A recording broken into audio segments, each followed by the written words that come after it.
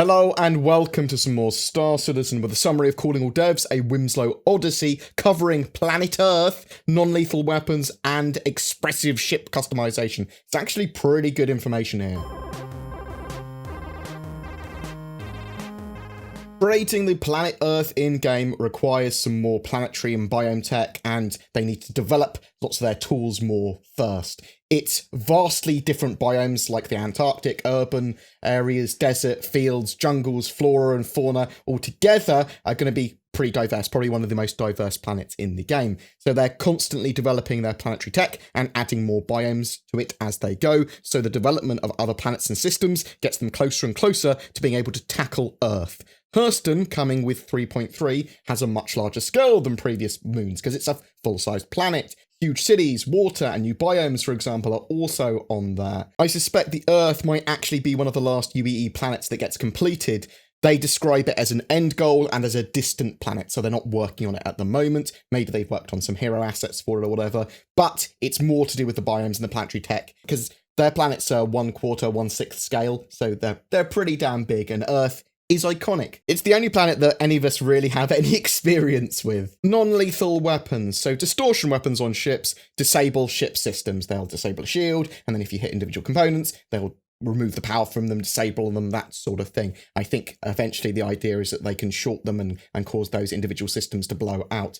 In the future, they want distortion damage to be in the FPS side of the game as well. So you might be able to disable people's equipment, HUDs and visors, things like that. Tasers and tranquilizers aren't specifically planned yet, but they are going to have some non-lethal bounty hunting tools. At the moment in-game, they have people being able to pass out through a lack of oxygen, consumables, buffs, debuffs. They can go down these various routes for incapacitating players and NPCs, because, for example, it might be slightly harder to incapacitate someone rather than just kill them, if you see what I mean. And if you incapacitate guards on certain missions, maybe certain missions say you can only incapacitate guards, or you get a bonus if you just incapacitate people rather than kill them, that sort of stuff. So there could be lots of options here to add lots of different gameplay or add additional routes to missions that are going to be in the game. But basically, they're still working out what they want for these non-lethal tools and bounty hunting gameplay and non-lethal weapons in general. They're keeping their options open. Ground-based navigation. So they've been focusing on more core gameplay and FPS movement rather than navigation at the moment. So animations and the way that guns sort of like handle that sort of stuff. Once they've fleshed out more of those core features, then they'll move on to navigation. They've also got plans to have like the star map being able to literally roll all the way down onto a planet's surface. There's lots of ways they could handle navigation. They could have gadgets, they could have pathfinding, little waypoints that it shows you. They could even draw pathways, compasses, additions for the HUD or mobiGlass. We're going to have easy ways of finding our sort of like paths around planets and moons. They're huge, these areas, and we will need help navigating them. They just don't know exactly what they're going to use yet. They might use a mixture of a lot of things. They might only use a couple of techniques. We'll have to wait and see. Ship customization. So you're going to be able to customize a ship's exterior colors. This is going to be pretty basic, but you might have the choice of a few areas of the ship to paint, a few different little simple designs, and a few different color options, allowing you to have a more uniformed ship for your org, for example, or to express whatever you want on your ship in a simple way. They may also do complex skins as well, but that would be more on the CIG, sort of like creating those skins side. It's going to be simple ship skin designs from the player customization point of view anyway. So if you just want to change the color or whatever, you'll be able to do that. You'll have some options with glass on ships too, which will impact the internal lighting. A ship's internals are made up of multiple materials rather than the exterior, which is typically just made up of one or whatever. So changing color schemes is harder internally. It's not off the table, it's just not being done right now.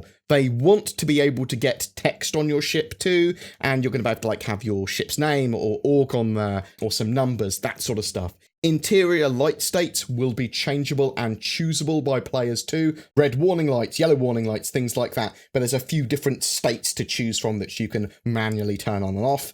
Dirt and wear will affect the interior and exterior of a ship. Dirt is just aesthetic, but will build up over time. Wear is going to actually affect functionality of individual components and weapons. They're not directly linked, but they both build up over time, wear and dirt. So you're going to be able to clean your ship and also repair and replace components. Some ships will have various furniture options as well. The Phoenix might have a choice of a conference table or a piano, for example. In fact, we've seen the piano. And it sounds like that's the current thinking for furniture. Relatively modular, but you're going to be locked to certain options. So you might be able to change some furniture sets in certain rooms, be able to change certain bed sheets, pictures, minor furniture customization, basically, from a variety of choices. If you have any questions about what we talked about, then please leave them in the comments below. I'm personally pretty happy having a few different high quality options for furniture and interior decoration and customization of my ships. We should still be able to place things on tables like bobbleheads, chessboards, clocks, things like that, calendars, maybe functional things, yeah. They are talking, or did previously talk about, decals on the exterior of ships too. Some limited choice of that. So that'll be interesting to see if we can have org logos maybe in the future. And Earth, that's a big planet for them to tackle. But it sounds like it's not necessary for Squadron 42, which I suspect is because Squadron 42 is going to be set in just maybe a couple of systems, like Odin. We know Odin's system is one of them. There's some tech in the short term which will help. Object container streaming for large areas, ArcCorp for massive cities. That should give them a big step towards the goal of being able to tackle Earth, but they are still going to need to make a ton more biomes and then blend them properly too, and then even develop their planetary tech and city tech and all that sort of stuff quite a bit further to have Earth done properly. But I suppose they could just make it a very pretty city planet or something like that. What do you think? Every month we have a ship giveaway. This time for September, it's a Saber Raven, a game package, and a CitizenCon digital goodies pack. All you need to do to be in for a chance of winning is be subscribed to my YouTube channel and comment on any of my videos during the month. If you'd like to support the channel further, please consider joining on YouTube as a sponsor or via Patreon. Also, if you're looking to get or upgrade a gaming PC, then consider Shadow instead. Shadow is a subscription-based cloud gaming PC service that can turn most devices, phone, laptop, PC, tablet, and more into a powerful gaming PC via the internets. Links to more info in the description for that, and if you do decide to try it, then use the code BoredGamer to get a discount on the service. Shadow is now available in Germany as well now, and they've just got a new data center in Amsterdam too. Thanks for watching, guys. I look forward to your comments. Take care, and I'll see you in the verse.